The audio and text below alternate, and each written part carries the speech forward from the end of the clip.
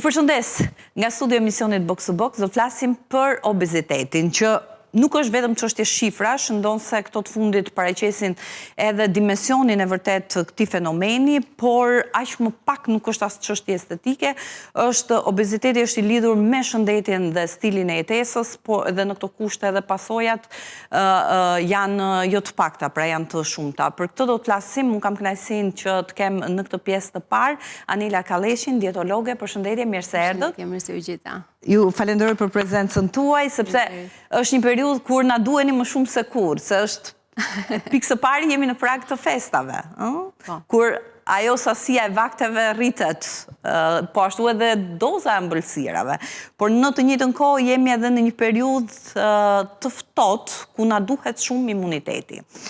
Tani, përpara se ndalemi edhe tek formula Chelsea që të mbajmë dhe të kemi një peshë ideale, ndose është koncept relativ kë, por kujdesemi ne sa që duhet dhe si duhet për shëndetin? Po bestoj, njerëzit tashmë kanë filluar të ndërgjegjësohen. Unë diku 9800 emisione duhet kem vetë që kanë folur, po edhe kolegët e mia kanë folur 9800. Do me thëmë, pas kemi në 1000... Shtu që, po gjithë të vite, janë 27 vite karrierë, kuptohet.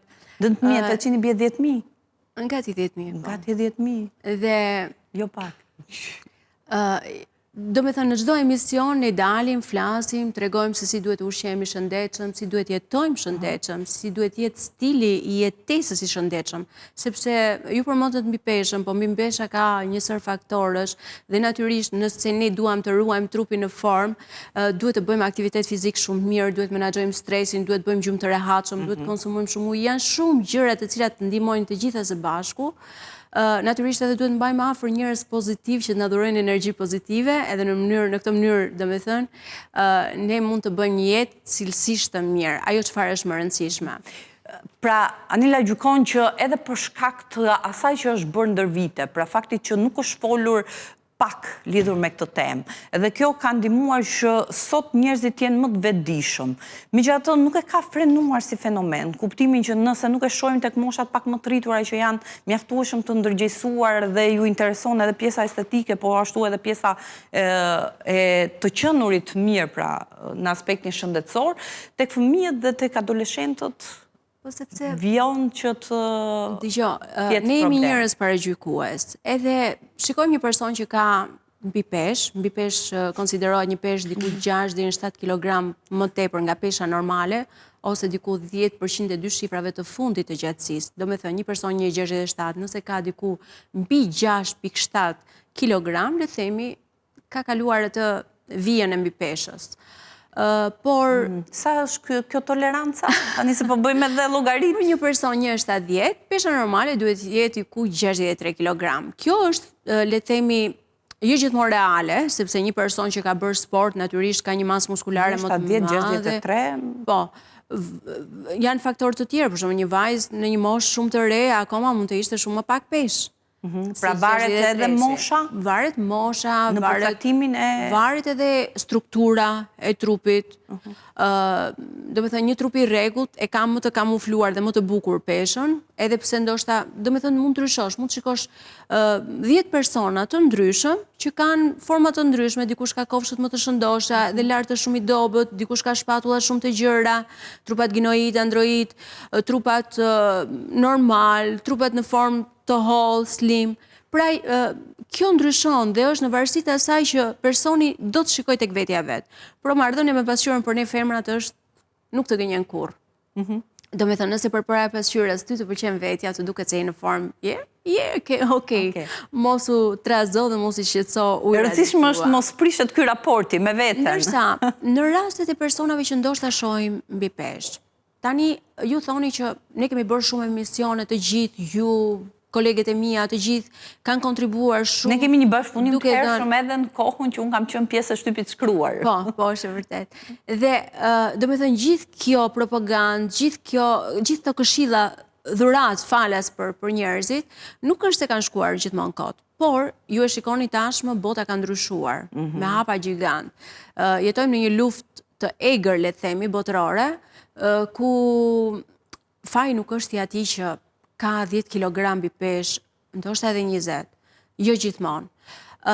Alergjit janë shtuar shumë, rastet e personave alergjik, por alergjia në pjesën më të madhe të kohës shoqërohet me përtërimin e kortizonikëve. Kortizonikët janë, le të themi, një kontribues shumë i fuqishëm i marrjes së peshës.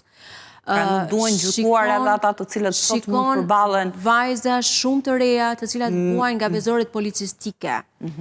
Edhe këtu kemi një shtim peshe përjedhoj të çrregullimeve hormonale. Kemi shumë persona që sot vuajnë nga hipotiroidizmi, nga mungesa e jodit. Edhe këtu kemi një shtim peshe të pakontrolluar. Kemi persona të cilët vuajnë nga Hashimoto. Pra, mund të jenë një sër problematikash. Çfarë është më e zakonshmja ndër vita me cilin po përballesh tani? Pa diskutim mund të ketë nga të gjitha kategoritë, por ka një shqetësim që prevalon në raport me tjerët? Ja këto që përmenda. Janë këto. Pra nuk lidhen domosdoshmërisht me ushqimin. Unë i përkas 2 brezeve, ati të para 90-s dhe kësaj të pas 90-s. Për para 90-s, vërtet ndoshta mendohet që njerëzit në moshën time sot dukeshin shumë të vjetër. Ishin të rrudhur, të thinjur, ndoshta edhe jeta cilësisht nuk ishte sepse ishte fukaradhik i madh, le të themi, por çdo gjë ishte organike dhe bio. Ndërsa pas viteve 90, dëshira ose mungesa e asaj që nuk kishte qenë para viteve 90, bëri që të gabonin një sër njerëzish duke provuar dhe tentuar, ndoshta me idenë që po ushqehen shëndetshëm. Natyrisht kultura nuk ishte shumë e fuqishme për treguar se cilit ishin kategoritë e ushqimeve të cilët duhet ishin. Nuk ishte informacion. Dhe gabuan në volumin e ushqimit, në sasinë e ushqimit. Por sot, në këtë kohë, unë nuk besoj që ka shumë njerëz që gabojnë në volumin e ushqimit ose në cilësinë e ushqimit. Pra çdo kush përpiqet të ushqehet shëndetshëm, le të themi, por sa shëndetshëm ushqehemi ne është një pikpyetje shumë e madhe.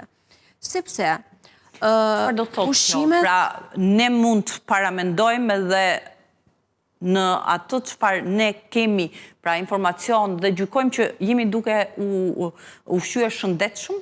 Edhe ndërkohë që çfarë është shëndetshëm për një profesionist është komplet tjetër gjë? Do me thënë, ne japim këshilla çdo ditë si të konsumojmë shumë shëndetshëm perimet, për shembull. Të gjitha perimet. Po sa të shëndetshme janë këto perime që ne i konsumojmë? Hormonet, nitratet, mishi i trajtuar me hormone, me antibiotik. Ka pasiguria për çdo produkt cilën ne kemi mbi tryezë. Tashmë, le të themi, Covidi ndoshta ishte një periudhë shumë dërgjegjësuese për të gjithë. Ne aty pam që brenda një kohe shumë të shkurtër, shtëpitë farmaceutike u bën biliarder, le të themi, duke shitur produkte, ilaçe dhe të paktën këtu kemi idenë që dikush punon kundër nesh, që të thotë në shkuptim, në të gjitha kuptimet, ushqimi që na serviret nuk është ai që duhet të jetë, fermeri, blegtori abuzojnë shumë duke na dhënë produkte jo shumë të shëndetshme, por dhe shtimi i këtyre sëmundjeve nuk është i rastësishëm, le të themi. Këto sëmundje që unë përmenda, Hashimotoja, përpara viteve 90 nuk njihej fare. Me hipotiroidizëm kishte shumë pak njerëz. Me vezoren policistike ishin shumë të rrallë dhe shumë të pakët. Ndërsa sot shikon vajza të vogla që sapo i ka ardhur cikli që në moshën 10 vjeçare. Pra ndryshimet hormonale janë shumë të fuqishme. Dhe kjo është qoftë nga ushqimi jo korrekt dhe jo i shëndetshëm, e produkteve që ne konsumojmë, por edhe me çfarë lidhni tjetër? Edhe me ndryshimet ose le të themi stimulimet që bëhen nga jashtë. Mund të jenë një mori faktorës që ndikojnë. Ajo që mbetet fakt është që sot ne jemi të ekspozuar ndaj këtyre... Sot i shikon një pjesë të madhe të njerëzve që vuajnë nga alergjit. Patologjive. Nga alergjit. Dhe nuk është se ka dalur një shpike që të ndaloj këtë alergji që mund të shkaktojë dikuj, por jepen dhe dynde njerëzit në kortizon, duke shkaktuar problemet të tjera, të paktën e dim që çdo ilaç ka kundër indikacione. Do me thënë, nëse riparon diçka, mund të dëmtoj diçka tjetër. Covidin pse përmenda, Nila? Pse bëre atë pikën e ndalesës Covidin e përmenda sepse periudha post-Covid? Nëse dikur kisha disa ide apo iluzione apo tek pjesa e Covidit, le të themi jam qartësisht e sqaruar se çfarë impakti kishte në shëndetin e të gjithë njerëzve, ajo gjë që u krijua për të dëmtuar shëndetin e njerëzve. Pra, ishte një gjë që shkaktoi pasoja të shumë fishta që po i ndjejmë ne dhe do t'i vuajmë edhe në të ardhmen? Po, besoj po. Rastet që përmende, ato tipologjit e, le të themi, e patologjive me cilat hasemi sot, pra që jo domosdoshmërisht lidhen me mënyrën tonë të ushqyerit. Pavarësisht se edhe këtu ka pikpyetje për shkak të pasigurisë që ne kemi ndaj produkteve që konsumojmë, edhe ne dim që jo çdo produkt që është mbi tryezën tonë është i pastër në aspektin e sigurisë, pra sa sigurt jemi, nivelet larta pesticidesh, por edhe elementë të tjerë që ndikojnë negativisht në organizmin tonë. Por fakti që po përballemi edhe me këto patologji tjera, e bën më të vështirë të menaxhohet obeziteti sot? Natyrisht obeziteti është... Pra, ndryshimi në trajtim, le të themi. Le të themi, obeziteti është shkaktar i njësër patologjish dhe probleme shëndetësore, që tek sëmundjet kardiake, që tek, le të themi, probleme neurologjike. Po, do ndalemi edhe në pjesën tjetër për t'i vënd theksin pikërisht e pasojat që shkakton në shëndet. Dhe rregullimi dhe menaxhimi i mirë i mbi peshës dhe obezitetit, natyrisht ndihmon mjaft mirë në përmirësimin ose parandalimin e këtyre problematikave shëndetësore. Për shembull, diabeti i tipit të parë është një diabet i cili nuk ka lidhje, le të themi, me peshën. Thjesht mërçia është organi i cili nuk funksionon shumë në rregull dhe krijon diabetin e tipit të parë. Ndërsa me diabet të tipit të dytë ne shikojmë fëmijë që në moshën 12 vjeçare dhe është i lidhur, le të themi, ngushtësisht me mbi peshën dhe obezitetin. Por gjithashtu hipertensioni është një tjetër patologji e cila është e lidhur ngushtësisht, le të themi, me mbi peshën dhe obezitetin. Duke vazhduar me problematika të tjera, madje edhe kanceri në disa raste favorizohet, le të themi, tek personat që janë mbi peshë dhe obez. Kështu që përveç asaj, shëndeti i kockave natyrisht lidhet shumë fuqishëm me mbi peshën dhe obezitetin dhe njësër problemesh dhe patologjish tjera. Shëndeti i zorës është, le të themi, baza e njësër sëmundjeve, aty krijohen në zorët tona, krijohen njësër patologjish dhe sëmundjesh tona, kështu që nëse ne jemi mbi peshë, do të thotë që diçka nuk ka funksionuar mirë, ashtu siç duhet me sistemin tonë tretës. Ndërkohë që tek sfida për të hequr kilet e tepërta, që pavarësisht ne u ndalëm nga se mund të vinë këto kilogram, kur konsiderohet mbi peshë, pra si është ai raporti ndërmjet një peshe që mund të jetë ideale, që edhe kjo është relative. I masës trupore BMI, i cili është raporti për mbi peshë. Ka disa vlerësime që bëhen. Por edhe ajo nuk është saktë për ata që bëjnë shumë aktivitet fizik, sepse masa muskulare është një masë e cila rëndon dhe nuk është një lloj si një person që është i dhjamosur shumë me një person i cili ka bërë palestër shumë. Që për këta persona është një koeficient tjetër, le të themi. Okej. Dhe përpos kësaj, ajo që është me rëndësi tani është heqja e këtyre kilogramëve që na rëndojnë. Edhe po e them na rëndojnë edhe në vetë të parë. Kemi parë që vitet e fundit intensivisht edhe është shtuar, le themi, edhe si një trend në rrjetet sociale, si një lloj viraliteti, këto dietat e forta që mbahen. Sa të rekomandueshme janë? Pra regjimet ushqimore që kalojnë, le themi, orë të tëra pa ngrënë, apo edhe këto periudhat agjeruese, në kuptimin që mund qëndrosh disa ditë pa, edhe jo, disa ditë të tëra, vetëm duke konsumuar lëngje, në këtë rast ujë dhe ndonjë lëng tjetër, por që mund të absorbohet lehtë nga stomaku. Sa të rekomandueshme janë? Personalisht kam 27 vite që merrem me fushën e topësimit dhe e njoh shumë mirë tipologjinë dhe mënyrën se si duhet funksionojë diçka në rregull.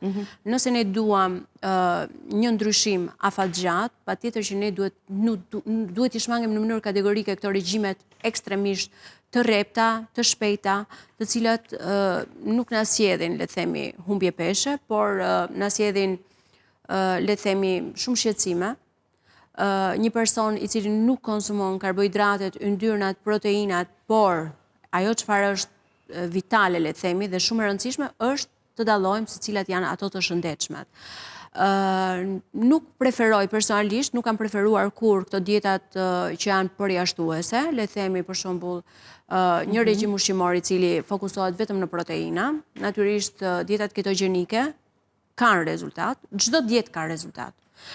Nëse kemi kufizim kalorisht, të gjithë humbasim peshë. Por çfarë na intereson ne? Na intereson të humbasim masë muskulare, të humbasim një peshë dhe ta rimarrim brenda 3-4 ditëve, pra t'i kthehemi efektit jojo të dietave. Unë mendoj që për ne si vend mesdhetar, si dieta mesdhetare nuk ka.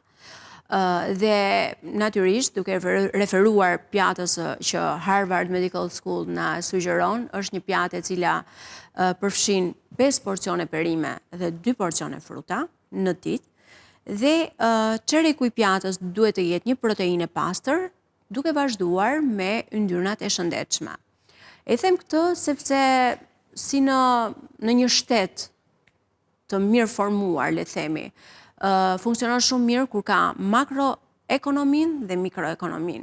Nëse nuk funksionon njëra nga hallkat, shteti nuk funksionon. Pra, nëse ne heqim përbërësit kryesor të një ushqimi, që janë karbohidratet, yndyrnat, proteinat, dhe kthehemi në një dietë ketogjenike që merr vetëm proteina, ne kemi shkatruar veshkën tonë. Pra, nuk mund ta mbajmë shumë gjatë këtë trajtim, këtë trajnim, le të themi, sepse ne do dëmtojmë veshkat tona. Pra, kemi bërë një humbje peshe, që në raport me pasqyrën na bën të ndihemi më mirë, pak më lezetshëm, por kemi shkaktuar një problem që kemi shkatruar veshkën na kushton më tepër. Në rastin kur ne shmangim të gjitha karbohidratet, pra shmangim bukën integrale, shmangim makaronat integrale, biles më vjen të qesh me një nutricionist që shumë shpesh është i ftuar në për studio televizive, më gjëmon nga mbrapa në rrjetet e media sociale, Instagram, Facebook, YouTube, dhe më thotë që ç'është ajo shkollë që ke mbaruar ti? Tani i referohem gjithmonë Harvard Medical School dhe thuhet personi në fjalë është një person i cili nuk mendon që duhen konsumuar, le të themi, drithrat integrale. Nëse drithrat integrale janë vërtet drithra integrale, pra jo buke bardhë me ngjyrosës, por një drith integral i cili ka vitaminat B kompleks, ka fibrat janë shumë të rëndësishme për sistemin tretës. Në fund fare, nëse ne nuk i marrim ato fibra, ti nuk arrin të bësh një tretje të ushqimit. Dhe çfarë ndodh pastaj? Si mund të krijosh ti një zorë të shëndetshme? Ose në rastin e agjërimeve të natyrisht të rish pa ngrënë, do të psohesh. Por sa do durosh dhe gjatë gjithë ditës, si do funksionojë organizmi yt? Ti je i uritur, zorët fillojnë kërcasin, ti nuk je i përqendruar, mezi shpreh të shkosh në darkë, të hapësh frigoriferin dhe të hash çfarë të mundesh pastaj. Pra ti ke ruajtur veten nga një vakt i mëngjesit ose i drekës, nuk i ke ngrënë këto 2 vakte, po kur të shkosh në darkë, do hash si i çmendur. Ose nëse ti duron 2 ditë, 3 ditë pa ngrënë, thjesht vetëm me lëngje, ti s'ke marr as fibra, as yndyrna dhe as proteina. Atëherë, çfarë i ke bërë organizmit tonë? Tek porcionet dhe tek larmishmëria. Kombinimi ushqimor, porcionet. Unë personalisht preferoj që të konsumohen 3 vaktet kryesore dhe 2 vaktet e ndërmjetme, por natyrisht jo të ulesh të mbushësh 10 pjata. Pra edhe porcionet janë shumë të rëndësishme, por secili nga ne është unik.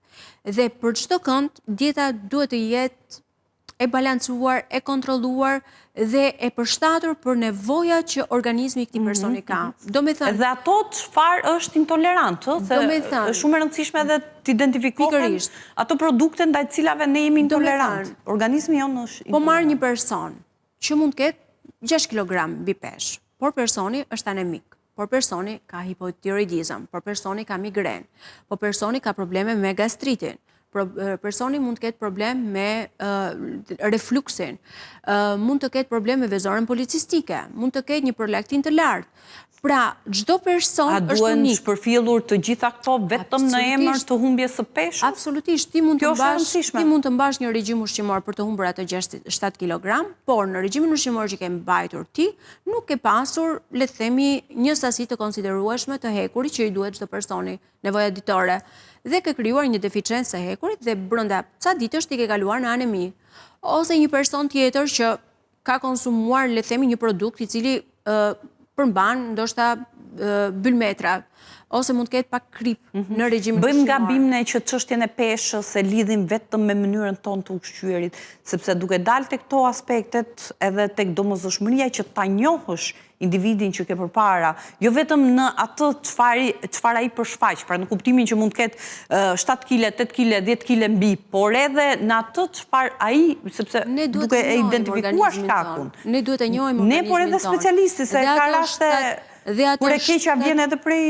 Atëherë, një person që është specialist, natyrisht përpara se të filloj të hapi gojen pacienti, fillon vetë dhe bën një anamnezë të personit, duke e pyetur që në lindje, sa ka lindur, si ka lindur. Mund të ketë një person që mund të ketë lindur 4 kg dhe është nën peshë sot, ose mund të ketë një fëmijë që mund të ketë qenë 700-800 gram kur ka lindur, dhe sot ka 40 kg mbi peshë.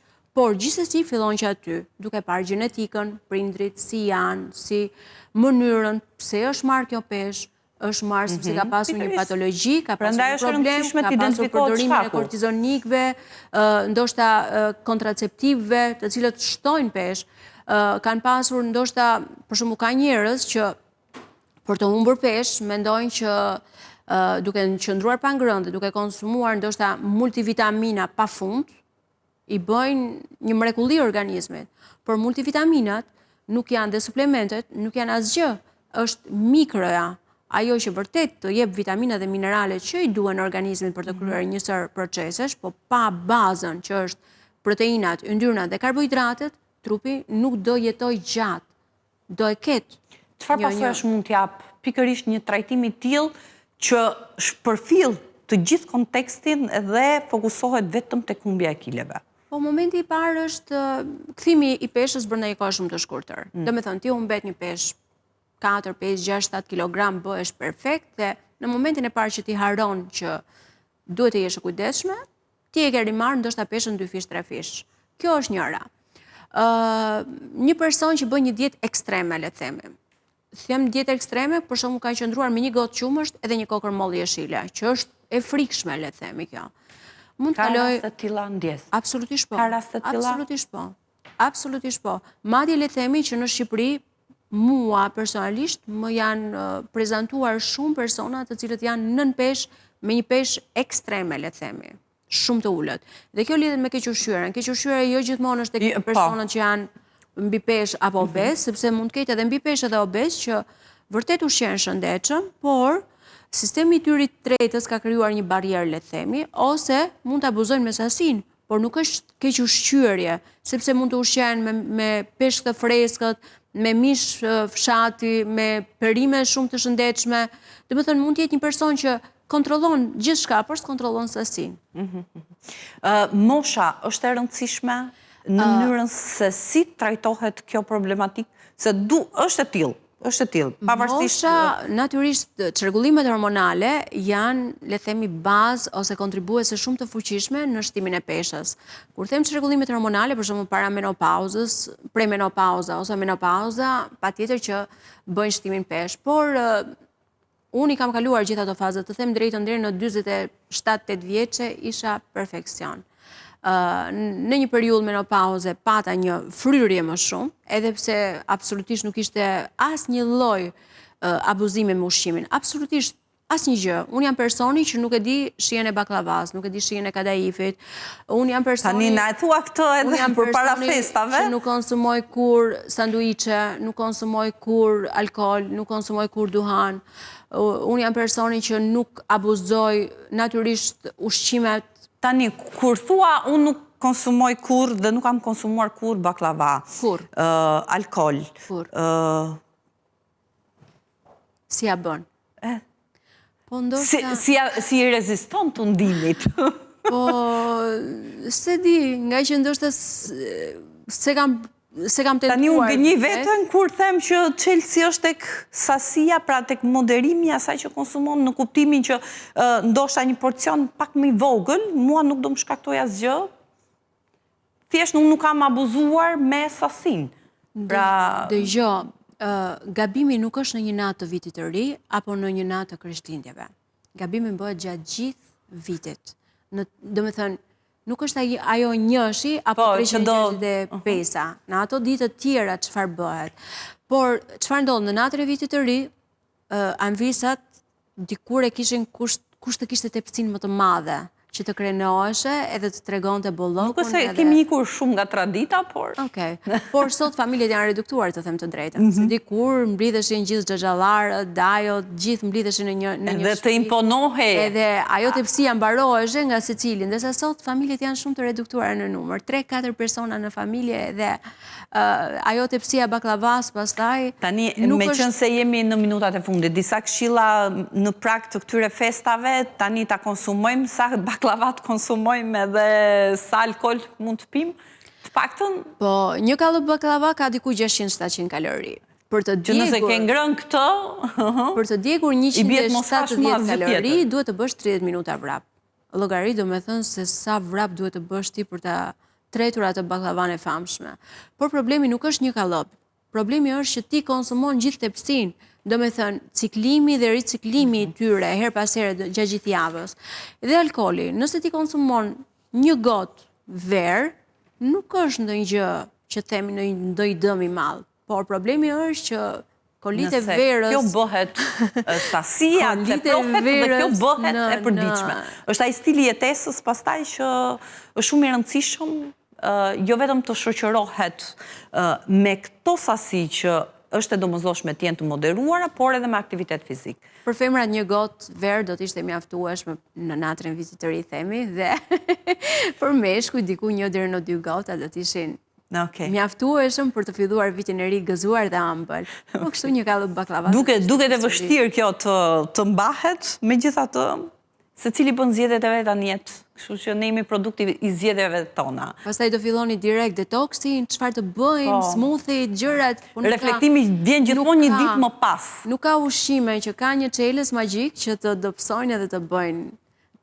Në tërësi është një proces shumë i gjerë, aktiviteti fizik, menaxhimi i stresit, ushqimi korrekt, ecja, lëvizja, edhe mbajtja e njerëzve pozitiva. Pozitiv, mirë. Ky është Chelsea, kjo është formula për të pasur një trup të shëndetshëm. Nuk po them një trup me pak kile, por një trup të shëndetshëm në kuptimin... Larg sëmundjeve. Edhe larg sëmundjeve. Do jetojmë cilësisht shëndetshëm. Mirë. Anil, unë falenderoj, pa diskutim edhe me urimin për festat gëzuara, me qënë se jemi në ndajnë vetëm pak ditë nga ndërrimi i viteve, kënaqësi që të kisha. Faleminderit. Do ta vjojmë bisedën për obezitetin, duke u ndalur më në detaje mbi pasojat që shkakton në shëndet, jo vetëm në raport me sëmundjet, por edhe me ngarkesën emocionale. Pak publicitet, rikthehemi sërish në studio.